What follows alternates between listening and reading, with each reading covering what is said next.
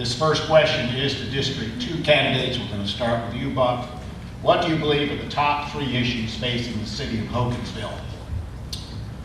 City of Hogansville is Use your mic.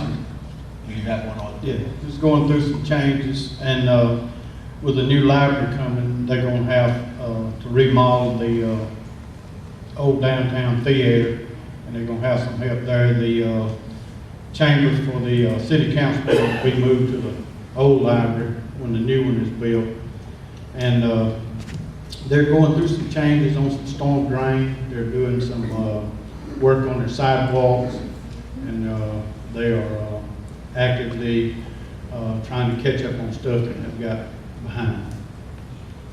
Ken. And what I've heard from just talking to the people up there, they're complaining. A lot of them were complaining about the new library. Said they didn't need it, didn't have enough people using it.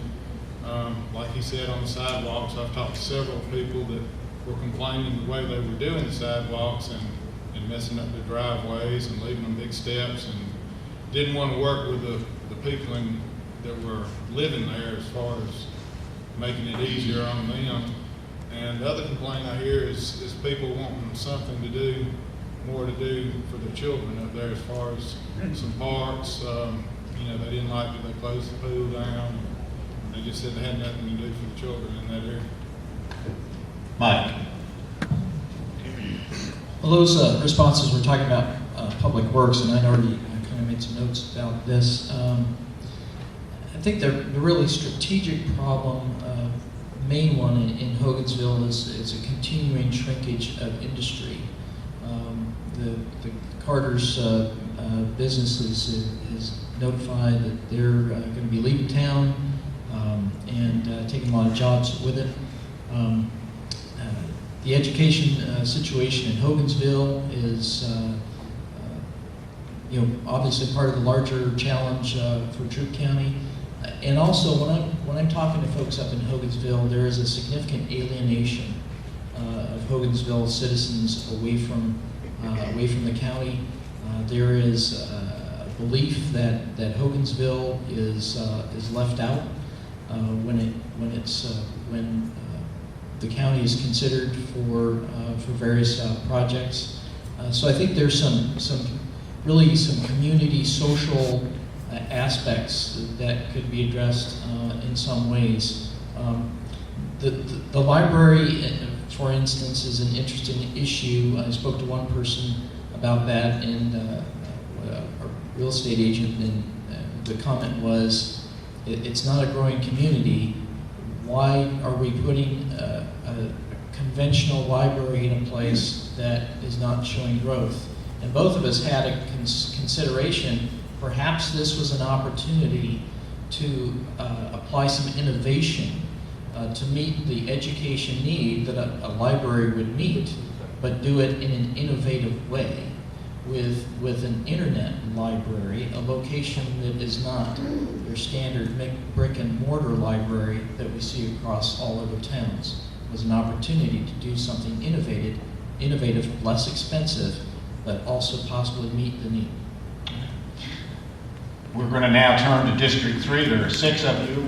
We're going to start with you, Tripp, and the question for you is, what do you believe are the top 3 issues facing the city of West?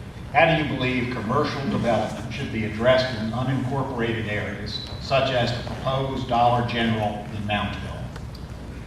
Well, I'm all for that store. I mean, that community has had some stores over the years, and I'm all for it. I mean, the people out there deserve to be able to go to a local close by store to pick up toilet paper, bread, the things like that they need, and I'm all for that. So would that mean you would welcome anything, or do you have a specific plan for commercial development in the unincorporated area? I mean, you'd have to take it on a case-by-case basis, but for a small convenience store like that, I think that would be fine. I wouldn't think you need a big Walmart or anything like that in that community, but a small store would be good. Mike?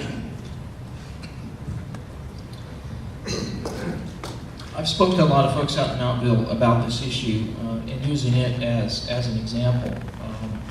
I think the Mountville community, the local residents there should have an opportunity to have their say from a standpoint of let them decide within perhaps a process of looking at the residents within a certain radius of that property.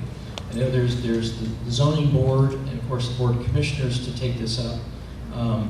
However, it's a fairly focused issue in that there's a lot of residents in District 2 that would be not affected one way or the other. Specifically, there is a need for that. And I think there's a need for applying common sense to these types of requests. Recognize that it doesn't comport with the master plan of zoning for Troup County. However, we need to bring common sense into this and apply that.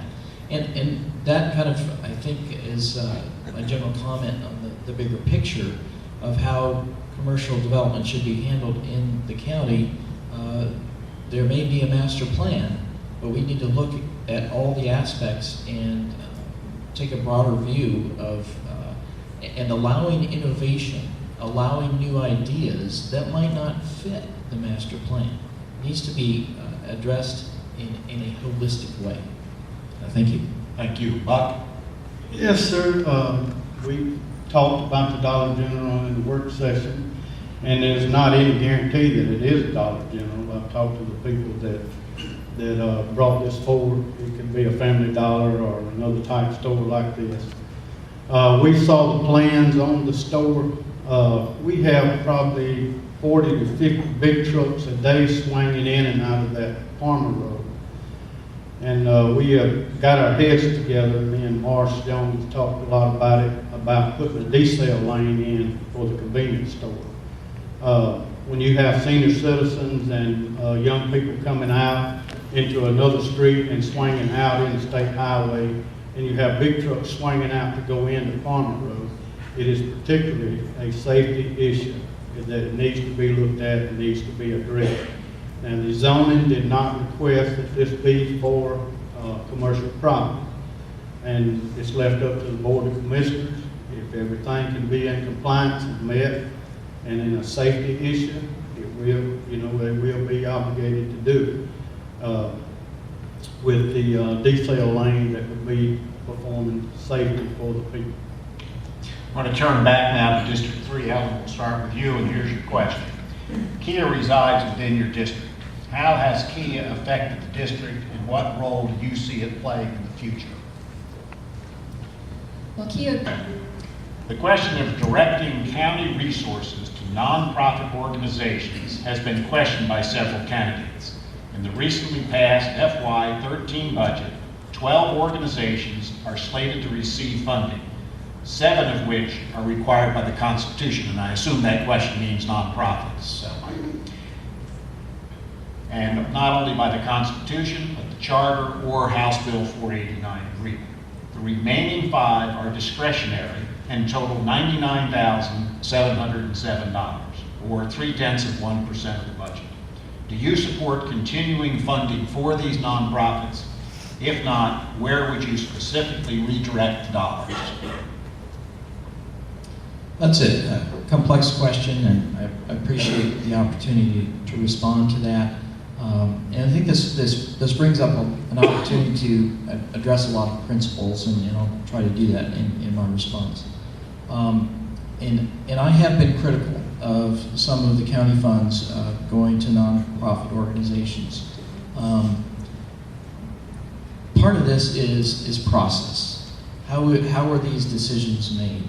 Now, when it comes to constitutional requirements, the ones you mentioned that are directed, obviously that's one category, but I'd like to focus on the discretional category. In one particular case, and many may be familiar with this, the current chairman of the Board of Commissioners is also the chairman of the board of a nonprofit corporation that receives taxpayer dollars. That arrangement in and of itself, I believe, is problematic.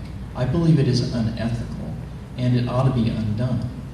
Because we don't have an opportunity there to even make a fair-minded decision among the representatives of the people.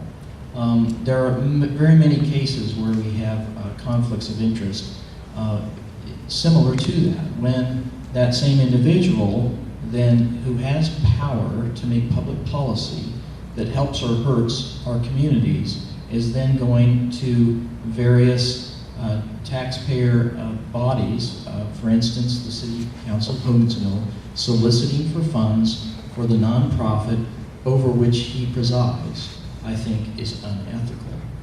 We can't make fair-minded decisions operating in that way. So I know I'm short on time, but I think there's a process issue here, but also we need to focus on meeting basic needs, doing the things that only government can do. We have a hiring freeze on county positions. Okay, thank you. Thank you. Buck?